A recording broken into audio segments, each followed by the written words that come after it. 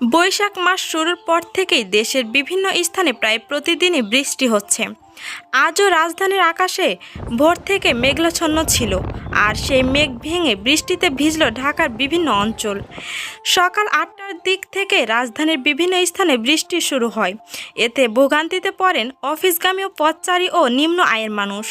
এইদিকে সকাল ৬টা ৪৫ থেকে ঢাকা, কিশোরগঞ্জ, ময়মনসিংহ, সিরাজগঞ্জ, টাঙ্গাইল, বগুড়া, পাবনা, গাইবান্ধা, দিনাজপুর, ব্রাহ্মণবাড়িয়া, কুমিল্লা, নোয়াখালী, চট্টগ্রাম ও সিলেট অঞ্চলের ওপর দিয়ে পরবর্তী ২ থেকে ৪ ঘন্টার মধ্যে ৪৫ থেকে ৬০ কিলোমিটার বা তারও অধিক গতিবেগের বজ্রবৃষ্টি হতে পারে। এই সঙ্গে স্বাভাবিক গতির চেয়ে বেশি বেগে বাতাস প্রবাহিত হতে পারে এবং দিনের তাপমাত্রা বাড়তে পারে বলে সোমবার ২১শে এপ্রিল দেওয়া ১২০ ঘন্টার আবহাওয়া পূর্বাভাসে এই তথ্য জানানো হয়।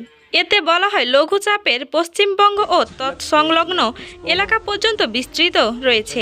মৌসুমের স্বাভাবিক লঘুচাপ দক্ষিণ বঙ্গোপসাগরে অবস্থান করছে। আবহাওয়া অধিদপ্তরে প্রকাশিত পূর্বাভাসে বলা হয়েছে, সিলেট বিভাগের কিছু কিছু জায়গায় এবং রংপুর, রাজশাহী, ময়মনসিংহ, ঢাকা, খুলনা, বরিশাল ও চট্টগ্রামে বিভাগে ২-১ জায়গায় অস্থায়ীভাবে দমকা হাওয়াসহ বিদ্যুৎ চমকানো, বজ্রসহ বৃষ্টি হতে পারে।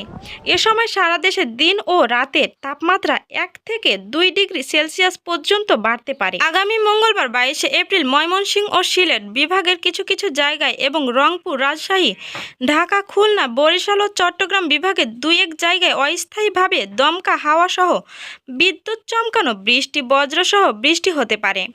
সারা দেশে দিন এবং রাত তাপমাত্রা সামান্য বৃদ্ধি পেতে পারে। আগামী বুধবার ২৩শে এপ্রিল সিলেট বিভাগের ২-১ জায়গায় অস্থায়ীভাবে দমকা হাওয়াসহ বিদ্যুৎ চমকানো, বজ্রসহ বৃষ্টি হতে পারে।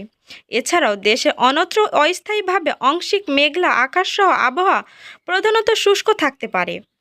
সারা দেশে দিন এবং রাতের তাপমাত্রা প্রায় অপরিবর্তিত থাকতে পারে। এছাড়াও আগামী ৫ দিনে দেশের দিনের তাপমাত্রা আরও বৃদ্ধি পেতে পারে বলে জানিয়েছে আবহাওয়া অধিদপ্তর।